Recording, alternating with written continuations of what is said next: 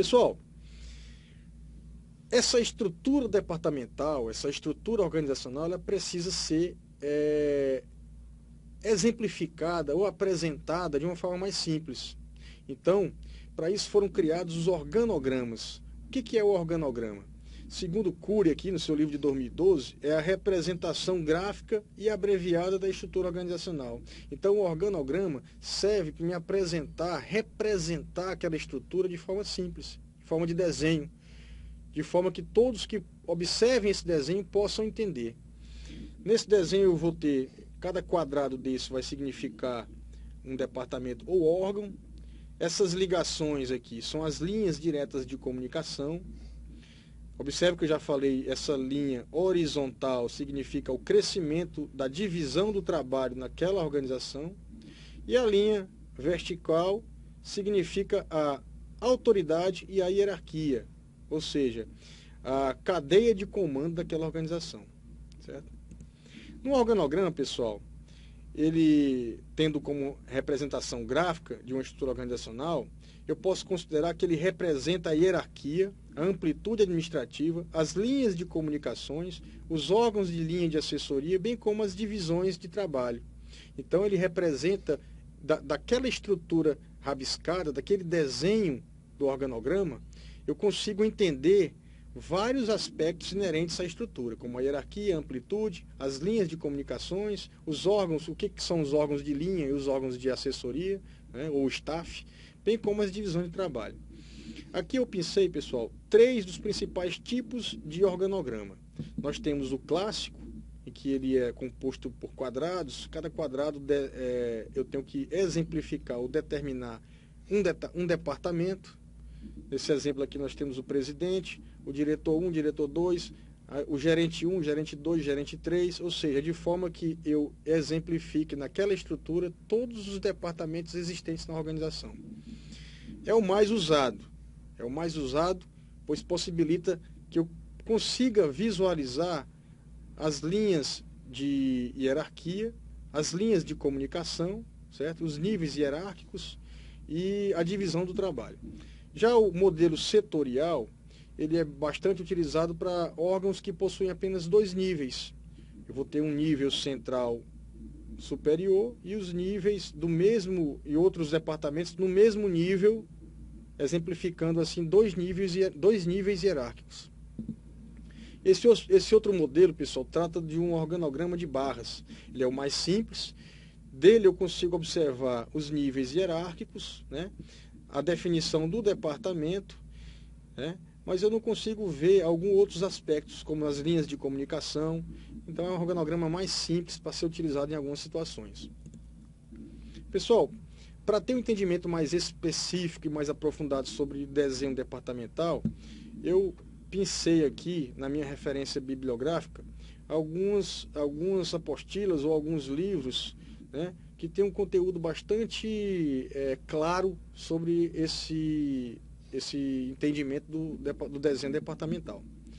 Eu indico que vocês, alunos, deem uma observada aqui nessa apostila da Eloá, né, e também no material básico que vocês receberam, material aqui de Ferreira, né, que é a apostila que vocês estão utilizando, adotando como material principal.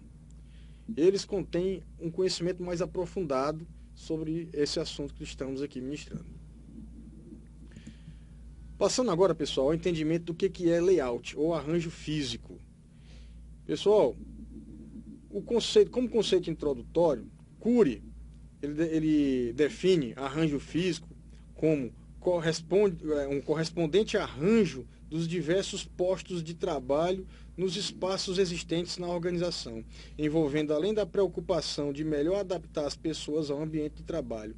O que é isso, pessoal? Arranjo físico nada mais é do que a disposição dos recursos de uma organização. Recursos materiais, recursos humanos, recursos financeiros, recursos tecnológicos, informacionais. A forma como eu disponho isso no espaço físico é chamado de estudo de arranjo físico ou estudo de layout. O estudo de layout, ele se preocupa basicamente com a motivação dos funcionários, porque sabemos que a disposição dos recursos dentro da organização serve como elemento motivador no trabalho dos funcionários ou colaboradores. Ele se preocupa com o fluxo de documentos e informações, se preocupa com o fluxo de colaboradores e clientes, ou seja, como as pessoas, os clientes e os colaboradores irão transitar dentro daquela estrutura, tem que ser um acesso livre que possa transitar facilmente. Com os fluxos de materiais, ou seja, os insumos e produtos, até a luminosidade, pessoal, é a preocupação no estudo do arranjo físico. Ambientes com pouca luminosidade provavelmente irão traduzir em um desempenho menor.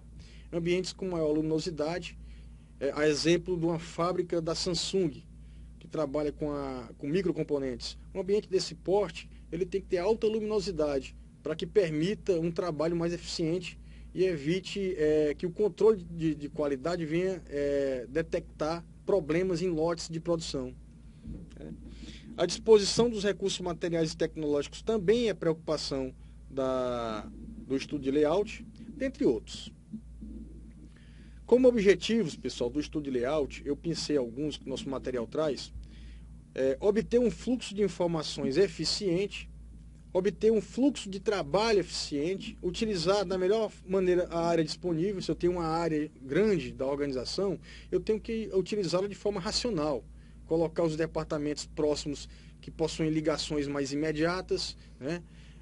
Aproveitar a estrutura elétrica, a estrutura hidráulica, a estrutura de banheiros. Toda a estrutura tem que ser vista de forma racional. Facilitar a supervisão e a coordenação, né? E reduzir a fadiga do empregado, né? Observem aqui esse layout do ambiente de trabalho da Samsung, que todos estão dispostos um do lado do outro, os recursos também. Isso permite que os processos sejam feitos de forma mais rápida. Um outro ambiente aqui que eu posso apresentar, esse ambiente aqui de trabalho da Google. Observe quanto desponjado esse ambiente. As pessoas trabalham em uma espécie de pátio, né, com as suas mesas de forma arejada. Então, isso aí promove um melhor relacionamento humano, né? Já o ambiente da Samsung, ele é mais isolado. O que se preocupa é com a ligação dos processos, não com os relacionamentos humanos. Então, cada tipo de organização exige um tipo de layout específico para atender suas necessidades. Aumentar a flexibilidade para as variações necessárias. Então, o ambiente eu tenho que considerar também que ele possa variar, que eu possa mudar a sua organização. Às vezes, ele está os recursos estão dispostos de uma forma, mas eu posso dispor de outra forma, dependendo dos objetivos que tenham mudado na minha organização. Criar um clima favorável de trabalho, ou seja, isso aí é inerente à motivação. Impressionar favoravelmente clientes e visitantes. O layout, pessoal, ele tem que ser aquele cartão de visitas da empresa. O cliente, ao chegar na empresa, ele tem que se deparar com um ambiente limpo, arejado, com espaços entre os funcionários e colaboradores, que permitam um eficiente fluxo de informação. Isso aí leva uma boa impressão daquela empresa. Afastar ruídos, vapores e iluminação excessiva. Tudo aquilo que for contribuir para a fadiga do colaborador tem que ser afastado. Pessoal, como eu posso indicar que existem problemas dentro de uma organização em relação ao arranjo físico? Pessoal, quando existe demora excessiva, ou seja, perda de tempo nos deslocamentos, tanto de material quanto de informações ou de pessoas, né? Quando essa demora ela passa a ser perceptível, então isso é indicador de problema no layout. Quando o fluxo de trabalho é confuso, ou seja, você é atendido num departamento, o próprio atendente daquele departamento não sabe para onde você deve ir para ser atendido na segunda fase do seu atendimento. Então isso aí gera um fluxo confuso, né? Uma unidade de produção que nem uma fábrica, e que tem uma linha de montagem, então o fluxo ele tem que ser totalmente claro, ele tem que ser um fluxo que possa fazer com que aquele produto, aquele insumo, ao entrar na linha de produção, possa ser movimentado de forma tranquila, de forma eficiente e que passe por todos os processos inerentes àquela produção. Quando existe acumulação excessiva de pessoas e documentos. Então, um exemplo aqui dessa figura nos mostra uma sala amarrotada de documentos. Então, claramente se pode identificar que existem problemas de arranjo físico aqui nessa estrutura. Quando existe má projeção dos locais de trabalho, ou seja, eu coloco uma unidade que vai consumir bastante água bem longe do manancial de água. Isso aí é uma má projeção daquela estrutura. Então, quando eu identifico alguns desses problemas, isso é o sinal de alerta para que eu faça modificações na minha estrutura organizacional, na base do layout, na base do arranjo físico. Beleza, pessoal? Dando prosseguimento, existem instrumentos para se fazer uma análise ambiental e verificar se aquele ambiente necessita de uma reformulação de layout ou não, certo? O primeiro que eu tenho que fazer, a primeira situação, a primeira atividade que eu tenho que fazer nessa análise ambiental é calcular a área existente ou necessária para o ambiente de trabalho. Primeiro eu tenho que saber se aquela área ela realmente condiz com o volume de trabalho que eu vou desempenhar naquela organização, né? Depois eu tenho que ver ou constituir uma planta, sendo ela uma planta baixa, uma planta em 3D. Existem hoje vários softwares que trabalham com uma planta, você elabora uma planta em 3D, distribui os recursos e observa se eles vão ser eficientes. Isso contribui para que você conclua um modelo básico e adaptado e racional de layout. Verificar o correto fluxo de papéis e pessoas. Então eu vou, através dessa planta, eu observar por onde devem fluir os fluxos de materiais, de documentos, de pessoas, se existem obstruções, se existem distâncias elevadas entre determinados órgãos ou departamentos, né?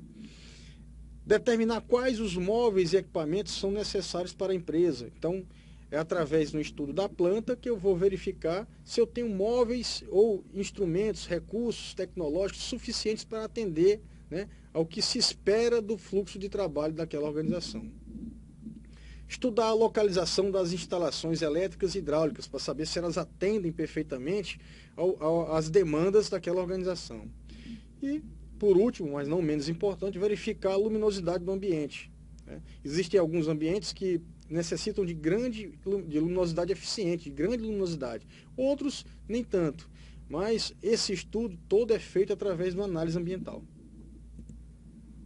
Pessoal, eu pensei aqui como exemplo dois tipos básicos de arranjo físico ou de layout, né?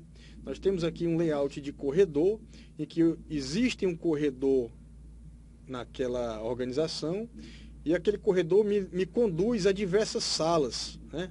Diversas salas onde estão dispostos os colaboradores, suas mesas, seus recursos, seus computadores, de forma a atender aquele cliente de uma forma mais eficiente, né?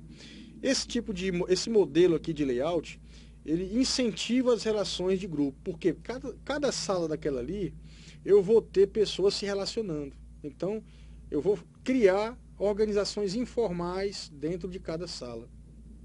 Ele é ideal para trabalho em pequenas equipes, ou seja, equipes que trabalham para realizar certo atendimento, elas são pequenas. Então, eu consigo dispor essas equipes em salas pequenas. Um fator a ser considerado é o preço das divisórias, que eu vou ter o custo dessas divisórias para poder manter esse layout. Cada divisória, ela onera custo. Ela quer dizer um custo elevado no final do meu projeto. Então eu tenho que considerar se eu tenho recursos disponíveis para isso. O outro é o espaço perdido. Quando eu coloco divisórias em um determinado espaço, eu acabo perdendo em torno de 5% do espaço total, né? E as paredes divisórias demarcam grupos, como eu falei. Elas criam organizações informais. A exemplo desse tipo de estrutura, podemos citar o Tribunal de Justiça, em que cada departamento ele atende a diversos tipos de demanda, certo? O outro exemplo é qualquer órgão público, a Secretaria de Administração, a Secretaria de Finanças, elas trabalham basicamente com esse tipo de arranjo, o layout de corredor. Outra estrutura conhecida, pessoal, é o layout de espaço aberto, bastante utilizado em escolas, em teatros, né? Em organizações onde eu possa ministrar palestras. Então, esse layout de espaço aberto, ele se caracteriza pelo o emprego de grandes áreas, né? Geralmente ocupa um andar inteiro de um prédio. e é separado apenas por a única separação que se tem é da chefia, né? A sala do chefe fica separado do restante dos arranjos dos recursos, né? Privilegia a comunicação entre as pessoas, por não ter barreiras nem divisórias entre as salas, as pessoas interagem mais facilmente, né? É difícil de controle de disciplina, porque quando eu tenho um espaço aberto com muitas pessoas, controlar a disciplina das pessoas é mais complicado. Então, pessoal, esse é um arranjo muito utilizado em bancos, né, em escolas, em auditórios, e atinge a esse tipo de organização. O propósito do layout de espaço aberto é manter as comunicações ou as relações entre as pessoas de forma mais eficiente e mais evidente. Bem, pessoal, por hoje é só. Terminamos a nossa aula. Até o nosso próximo encontro.